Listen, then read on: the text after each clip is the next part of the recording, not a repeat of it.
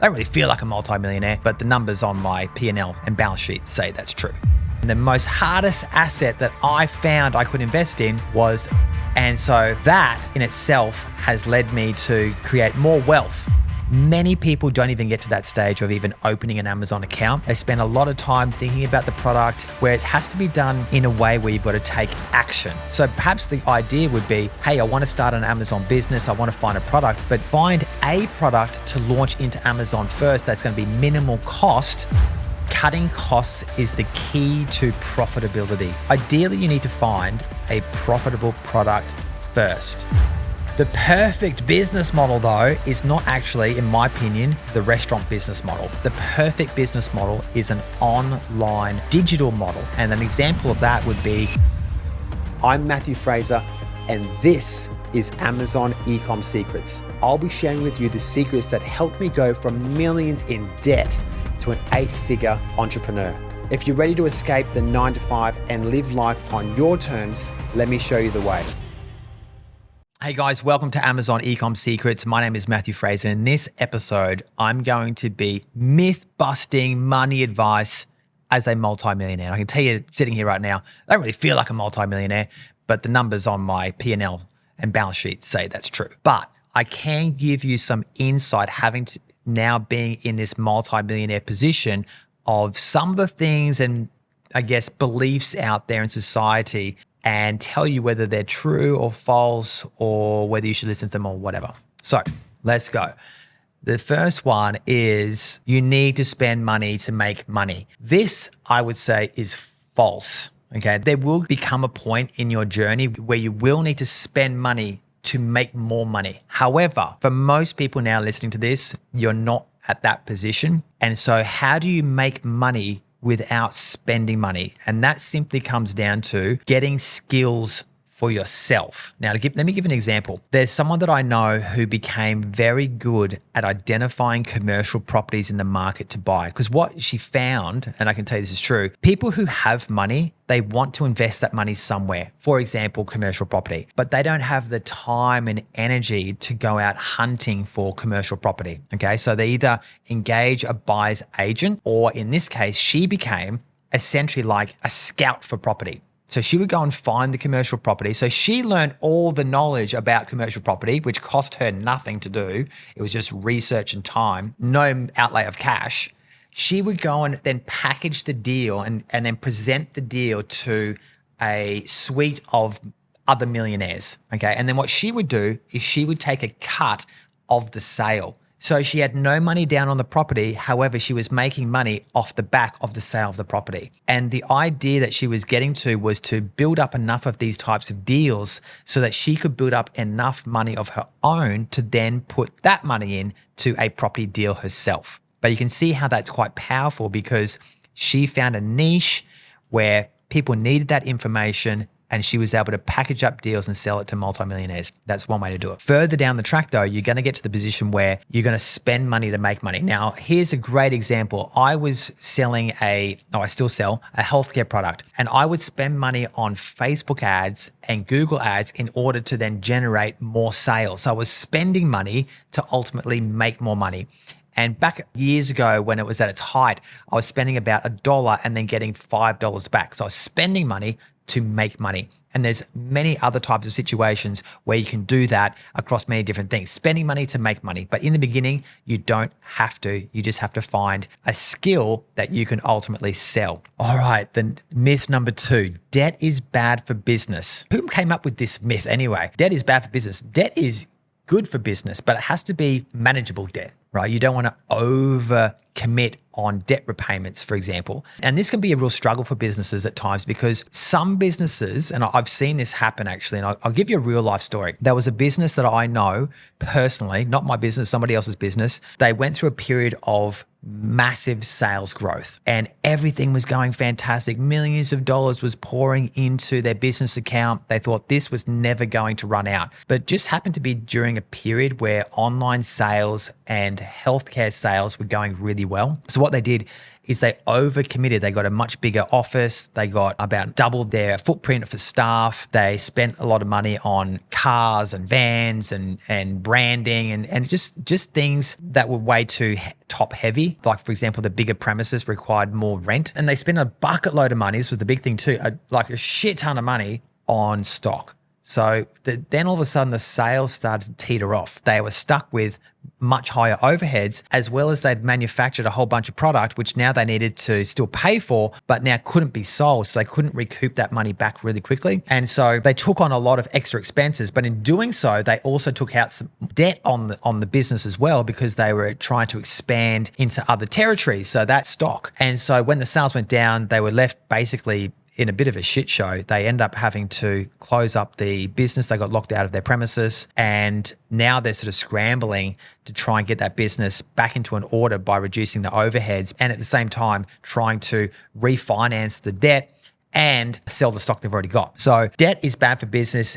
It can be, but that's why it has to be managed very, very carefully. But on the flip side, where can debt be good for business? I'll tell you from personal experience, there was a period where my sales were about to go through the roof, but I didn't have the cash to go and buy the stock. So what I did is I went and got what's called inventory finance.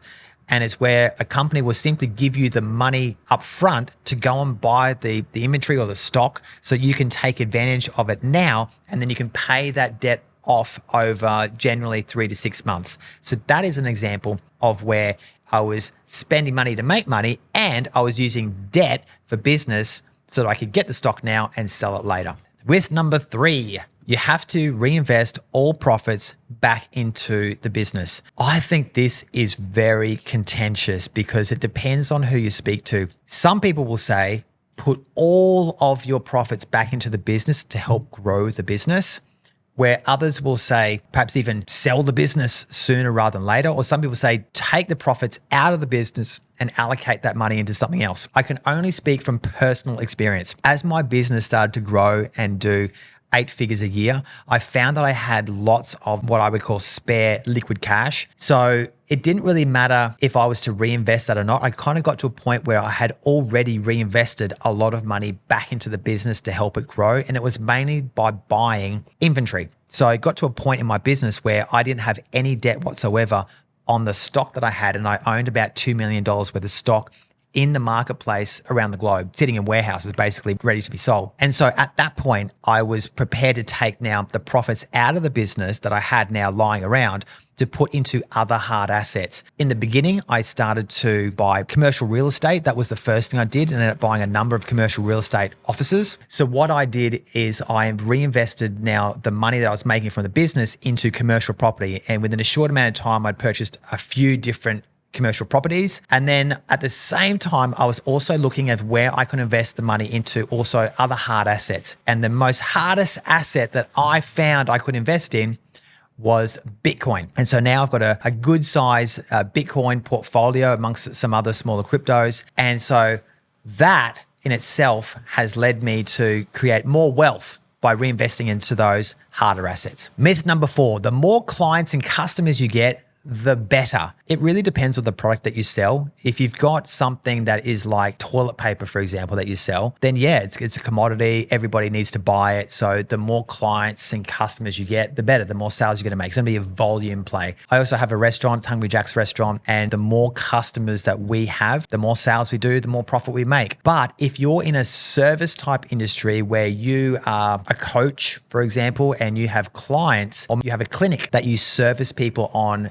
neck injuries, something to do with sports, then you're better off to have less clients and charge more rather than just more clients, because the volume's not going to help. You're going to just be completely burnt out, and there's only so much time in the day. So I would say that myth is in the middle. True for some, false for others. Myth number 5, you need to have it all figured out before you start. This is definitely a big handbrake that I see on so many clients and just people and family and friends. They'll want to go and start a business, for example, but they spend months, if not their whole life, thinking about doing it, and they never get around to doing it. You have to start. So if you're someone who's thinking about selling on Amazon, I've got a section in my mentoring program right now that you can access, and it shows you how to launch on Amazon in literally like 5 hours. So that would be a way where you could start your Amazon business, for example, by taking the first action steps and it would literally cost you, I think it's like under $50. So it's basically nothing.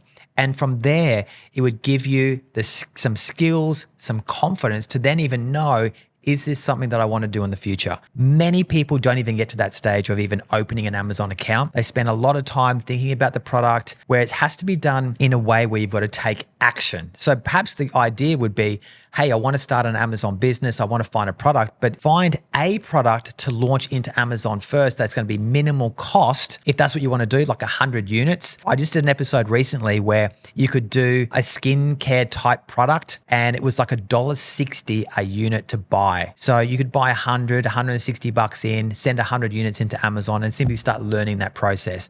But this isn't even just about Amazon. It could be about, I want to invest in Bitcoin, or I want to start a share trading company, or whatever it is, right? Start first and figure it out as you go, but do it with minimal money. Hey guys, I just want to break away from the episode for just one moment and let you know that I've just launched the Amazon Launchpad mini course. Now, this is designed for people who want to get started on Amazon really, really fast. Because guess what? I can get you launched your first product on Amazon with just 5 hours. You just have to click on the link below, join my community, and the course is absolutely free. All right. Thanks, guys, and back to the episode. Myth number 6, cutting costs is the key to profitability. Ideally, you need to find a profitable product first. And to a degree, it's going to be the business model. I've got a few types of businesses. One is a restaurant that has extremely high costs, as in high overheads, lots of staff, lots of rent, lots of electricity, lots of insurance, and I'm selling burgers for basically nothing. Okay, so I've got to do an extremely high turnover, high volume of product in order to make a profit. In that type of business, cutting costs is essential because I need to make sure that I'm making a profit on the bottom. But when the sales drop, there's going to be certain costs that you can't cut. For example,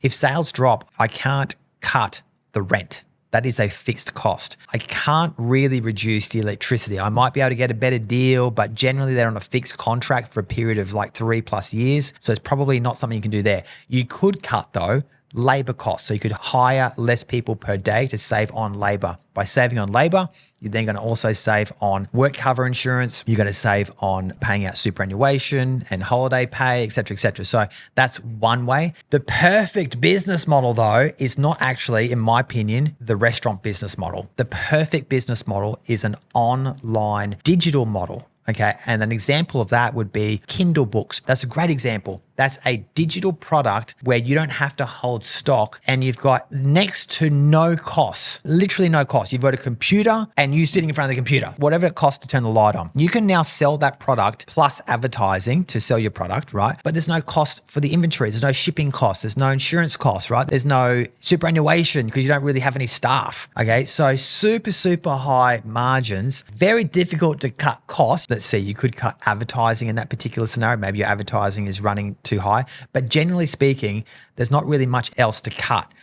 And the bonus is that you've got a very high profit margin. That's not to say though, and if you think about my case, I made a shit ton of money by selling a physical product. I haven't even done the digital product, but I think that's a much better business model if you can make it work. In my case, I sold a physical product. And when things were lean in my business, became lean, there wasn't really much to cut, right? Because I didn't overextend myself by going and hiring out an office with a whole bunch of staff. Very, very lean. I just kept myself as essentially the main person running the business with an outsourced manager and then some outsourced customer service people. I didn't go and buy trucks or start a fulfillment center. Right? So I was very flexible in that respect. Myth number 7, you should pay yourself last as a business owner. Small business, I've been there. It's very, very tough. Look, most people don't pay themselves. Most people operate as a sole trader. So the money that they earn, they just sort of essentially put it into their pocket and whatever's in that account, they just use. They don't really pay themselves. But if you've set up as a company, then you're going to be employed as an employee. You should definitely be in the routine of paying yourself. That would be my suggestion. But I also understand it's difficult, especially when you're first starting out. I know when I first started out, I wasn't paying myself a salary or a wage, right? Because I was reinvesting all the money back into the business, back into stock, back into advertising and marketing. But it will get to a point, and you should do it as soon as you can, where you're making enough profit to pay pay yourself. You'll also find it becomes probably tax advantageous to do so. And that should be a conversation that you have with your accountant. So the answer to this myth, should you pay yourself last as a business owner, is no. You should be in the routine of paying yourself as the business owner. Myth number 8, you need a large team to succeed. Oh my goodness, I could talk hours and hours about this. I'm going to relate it again back to my current situation. I'll tell you a funny story. I was going to the bank to get some funding to buy some commercial property. And when I showed my P&Ls and my balance sheet, the banker came back to me and she said, look, Matthew, I've looked at your numbers, and I was doing, over, I think that year I did like $15 million or something. And she said, you don't have any staff and you don't have any sort of assets, so to speak, like a building. And I said, no, that's right. I've literally got a stand-up desk and a laptop. And she's just scratching her head. She couldn't believe that doing $15 million for that year, that I could have no staff, no massive warehouse, and not like a large team around me. She couldn't believe it because it's just not really seen that common in this industry. But she also hadn't dealt with someone like myself who was an online seller. And of course, the advantage to being an online seller is I can keep my overhead super, super low, and I don't need to build out a large team and go get an office, because literally when you're selling on Amazon, you're selling on Shopify, your business is located on your laptop. That's it. So it keeps your overheads super, super low. So can you go and get a large team? Yes, you can, but you do not need a large team in order to succeed. Myth number 9, you need an office space. Well, I've just proved that point in the last scenario. You do not need an office space. You can keep your overheads low, keep it lean, and operate your business, particularly if it's online, from your laptop. Myth number 10, focus on growing revenue first and profit will follow later. Gee, this is a tough one. Yes, I do agree with growing your revenue before you start taking profit. And what I mean by that is, yes, put as much money back into the business so that you can grow the business. But like I mentioned before, you're going to get to a point where you've kind of exhausted the growth. And if you're making very good margins like what I make in the vicinity of 40+%, you're going to have most likely a lot of profit, like a lot of just cash lying around. And I would suggest that you actually take that profit out and reinvest it into other assets. Myth number 11, personal and business finances should always be separate. And that is absolutely true. Follow this to the letter of the law. Do not mix up your personal bank account with your business bank account. I have seen this before where someone starts up a business, it was just on the side, and they start incorporating their personal expenses and their business expenses out of just the one personal account. It doesn't take much these days to simply open up a separate bank account. Even if you were to open up the separate bank account in your personal name as a sole trader, you could do that and put some seed money into your business account to start off with, and then start paying all your expenses out of that account. Now, the reason why you should do that is because it actually just makes it really, really simple for accounting purposes. Because when you go to do your tax return, you're going to have all your expenses coming out of the one single bank account. Myth number 12, if you're not growing fast, you're failing. Well, this could be the case, but I would only speak from experience. It could take you time. And when I say time, it could take you 1, 2, 3 years of persisting in a particular niche before you find the perfect winning product and you take off. People's expectations, though, of fast differ. I've got clients who, if they're not making like millions of dollars within 3 months, this is it, I'm packing up, I'm out. You've got to have the right expectations when coming into any new type of business. So have the right expectations, learn as much as you can, and pivot when necessary. If something's not working, pivot to the next thing and use the skills that you've got already to find the next best either business model or product. Myth number 13, you should only get a coach if you can afford it. Oh my goodness. Well, I can tell you, when I started out, I had no money whatsoever. You've probably heard this story 1,000 times. For those who are new to my podcast, I'm going to share it again. I had no money. My back was up against the wall and I needed to make something work. I had signed up to this Amazon training program, and then I went to a conference, and of course they're pitching now the one-on-one training. and it was $20,000+ to go and join. I called my wife up, babe, can we do this course? She said, sure. I said, I will sell stuff I've got lying around the house. It was like turntables, gold-plated turntables and what have you. And the rest of it I put on a credit card. So that's what I was prepared to do, even though I really couldn't afford it. And ultimately, it was the best money I ever spent because it got me into the system, into the game. I learned so many skills, which ultimately led me to do over now $50 million in sales. And the rest is history. Myth number 14, you should avoid paying taxes at all costs. No, this is a big no-no.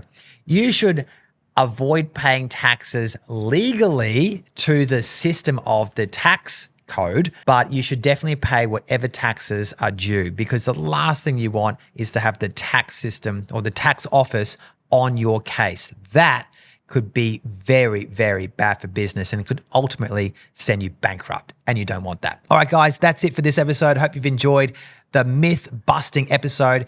If you liked it, give me a subscribe and press the like button. And if you leave me a 5-star review, if you love this episode on Apple Podcast or Spotify, that would be amazing. Or if you're watching this on YouTube, consider giving me a subscribe and a like. All right, thanks guys.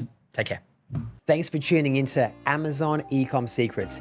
If you enjoyed this episode, the best way to show your support is to give a 5-star review on Apple Podcast and Spotify, and make sure to subscribe on YouTube so you don't miss an episode. You can also find more at I'm Matthew Fraser on all social media platforms. Thanks so much. Take care.